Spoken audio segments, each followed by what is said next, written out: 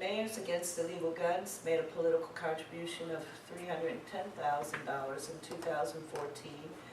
The Brady Campaign to Prevent Gun Violence made a contribution of $30,000 for 2014, and the Sandy Hook Promise a political contribution of $20,000, which makes a total of $360,000 for the top 3 gun control advocacy groups.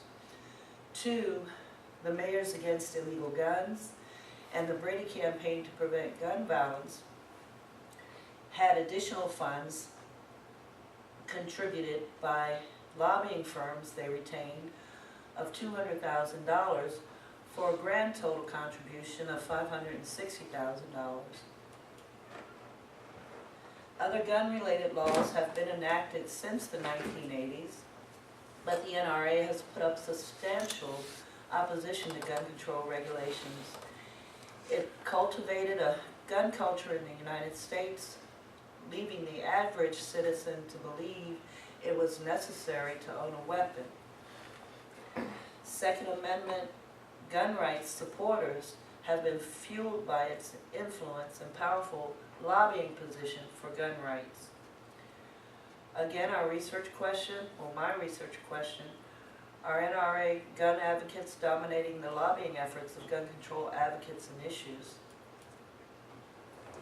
Analysis and comparing the differences in contributions for 2014 to political candidates of funds. The NRA contributed almost $26,000 more than the top 3 gun control lobbying groups. The figures and recalling the number of shooting incidents explain why guns and their use in violent crimes are becoming more acceptable, or we're becoming desensitized to these events. The research question is answered and the hypothesis is supported by the findings.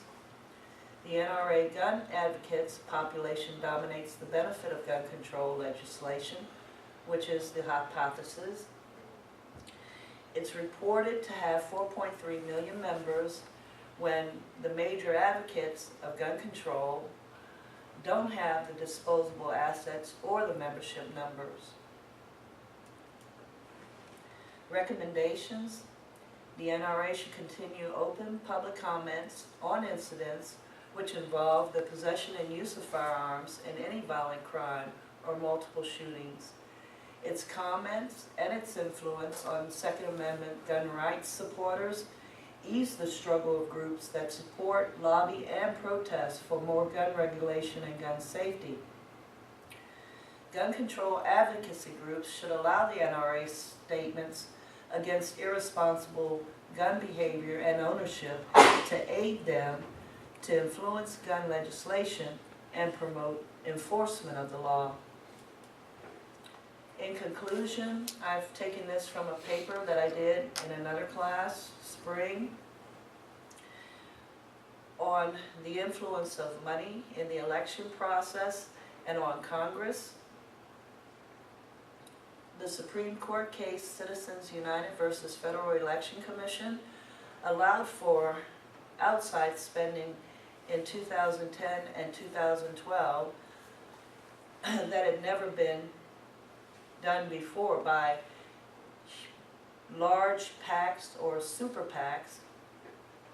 They could contribute an unlimited amount of money now in the election cycles. It also triggered a boom in political activity by tax-exempt dark money organizations that don't have to disclose their donors. Democracy is not a free-for-all, an equal free-for-all. The politics of its freedom and privileges earned through its supporters, with heavy contributions made and measures that can be employed to get around an attempt toward fairness or equality to level the playing field.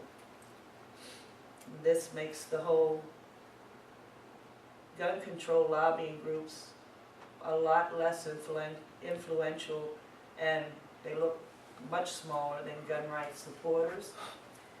These are my sources, and these are my graphs. This is gun control political contributions of 2013 by the Mayors Against Illegal Guns and the Brady Campaign to Prevent Gun Violence, which almost totaled $2 million.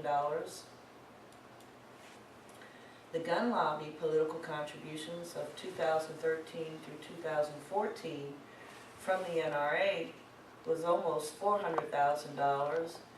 By a client, it was $935,000, a little less than $1.5 million.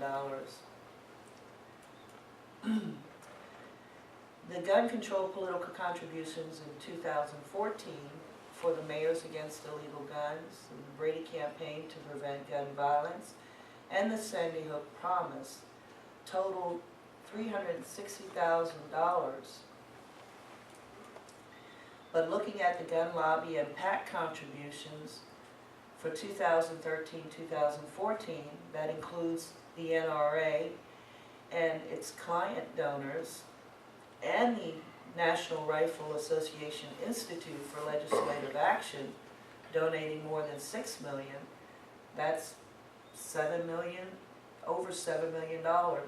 So they have the larger monetary and probably the larger political influence. The end. Thank you.